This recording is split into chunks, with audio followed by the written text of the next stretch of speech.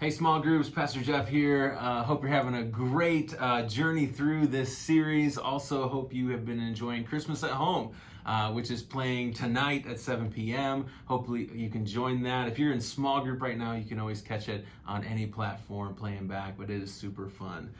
Week 3 of, I have to read it because it's a long sermon title, A Very Merry, Holly Jolly, Happy, Sappy Christmas. And this week, we continue to press into the goodness of God, really with this question, would God show favor to me? And we unpack so many things. You're going to be running after this whole idea of feeling ordinary and what God can actually do in the lives of ordinary people like you and me. But here's a question, maybe you've even talked about this as a small group, but have you ever felt ordinary? As I think about feeling ordinary, I think about actually my sports journey. As a kid, I grew up and I was always taller and bigger in those early years than everyone else, faster than everyone else. And so when it came to sports, I just enjoyed dominating at dodgeball, baseball, football, whatever it was. But over time, I just became average. I wasn't the tallest guy anymore. I wasn't the biggest guy anymore. I wasn't the fastest guy. I couldn't jump higher than other people. And so my journey through sports actually went from pretty great to just ordinary.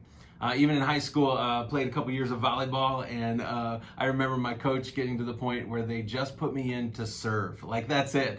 Just go in, hit a few, and then come back on the bench. And I just remember being really discouraged by that. But my coach pulled me aside one day and just said, I need you on the bench, rallying the people. I don't know if you just say this to guys that you actually pull from the game or not, but I need you on the bench to rally the team, to spur on excitement so that we can win the game. What's been your journey of feeling ordinary? Share that as a group and realize the power, and I hope you were reminded of this last weekend, the power of feeling ordinary and what God can do with that.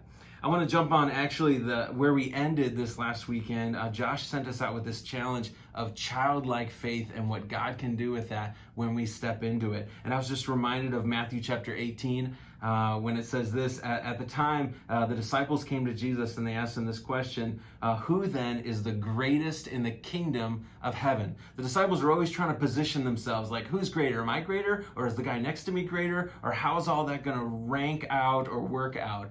And Jesus comes back with a surprising answer. He says this, Matthew 18, verse 2, he called a little child to him and placed a little child among them. And he said, truly I tell you, unless you change and become like little children, you will never inherit the kingdom of heaven. Therefore, whoever takes the lowly position of a child like this has the greatest in the kingdom of heaven. It's this call up to actually move down in God's economy and see God do a great thing through us. Childlike faith. Even as we were sent out this weekend, I was inspired by, God, would you just use my life, use simple circumstances of my life, use small conversations, use ordinary relationships and ordinary run-ins with people to do amazing things in your kingdom. And so I pray that for you. And even as Josh sent us out, he challenged us to step into those moments. And so how are those moments going? And you still probably got some of your week left. Would you step into that and see what God might get ready to do? I love this, just the whole theme of this weekend of bringing us back to God's goodness and what God can do with ordinary people. And so let this be a reminder to you that God is very good to you. And even when we feel ordinary, God has power in that, and he calls us to childlike faith. I'm so excited about your discussion tonight as you dive into that as a group. Really press in, really show up, really bring up all that God wants to just share through you. Every time we step up in those conversations, God brings our groups closer. And so excited about your conversation, and be sure to join us Christmas at Home. Don't miss it, and we'll see you this weekend.